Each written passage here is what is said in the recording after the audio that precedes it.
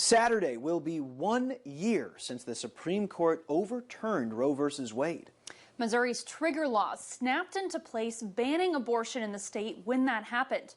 In an in-depth report, ABC 17's Hannah Falcon looked into how reproductive health care has changed in Missouri in the 1 year since that landmark ruling. 1 year ago, the country watched, prayed, and protested as the Supreme Court made the historic decision to overturn Roe v. Wade. That same day, Missouri became the first state to outlaw abortions with minimal exceptions. 1 year later, how has healthcare changed for women in Missouri? In hospitals, state regulations, and the nation's top abortion provider. In some ways, Missouri was living in a post-Roe world, even while Roe v. Wade was still the law of the land. I spoke with Emily Wales, president and CEO of Planned Parenthood Great Plains at the Planned Parenthood facility in Columbia. These rooms were all designed to provide abortion care and have been unable to do so since 2018. It's a sad thing to see a critical service that people cannot access enough in the region to have a building that's designed to do that, and we can't do it now.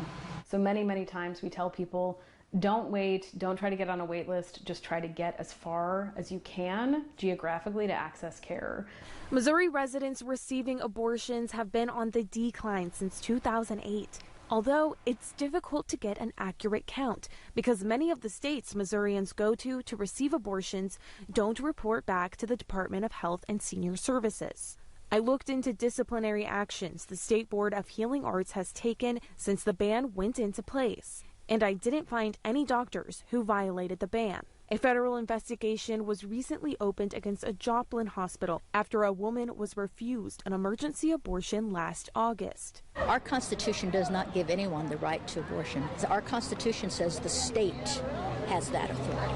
I spoke with Bonnie Lee with 40 Days for Life on the day of the Dobbs decision. 1 year later, she tells me her work has not changed. We are still working with crisis pregnancy centers. Sidewalk advocates are on the sidewalk offering resources to moms who are pregnant. Laws are different across the country. Missouri's neighbors, Kansas and Illinois, allow abortion. California is going to decide it one way. Missouri is going to decide it a different way. Voters can change their minds, by the way.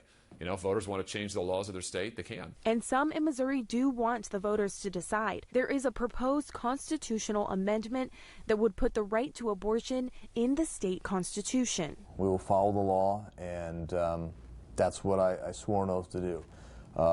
Personally, I think we should protect life. Secretary of State Jay Ashcroft signed a proclamation triggering Missouri's abortion ban 1 year ago. It's a good day. He celebrates the state's abortion ban. I want Missouri to lead the nation, not only in protecting lives, but making sure we're there for women. All forms of contraception are legal in the state of Missouri. However, we know that patients are confused about that. Although the trigger laws were put into place a year ago, a survey from Missouri Family Health Council shows that 1 in 4 Missourians don't know birth control is legal. Here in Missouri, we have seen different attempts to classify certain methods of contraception as an abortifacient and ban them from our Medicaid program, and that is just the beginning. What are the next steps for Planned Parenthood now that the abortion access has been essentially stripped in Missouri?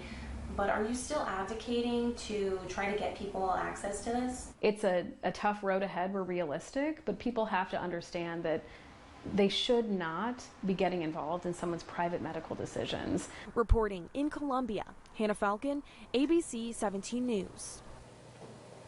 We asked local hospitals how care has changed for them. Several declined to comment.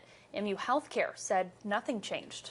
SSM St. Mary's said it complies with all medical, ethical, and religious standards and, quote, in tragic situations when the mother suffers from an urgent, life-threatening condition during pregnancy, our practice has always been to provide all medically indicated treatment, even if it poses a threat to the unborn child, end quote.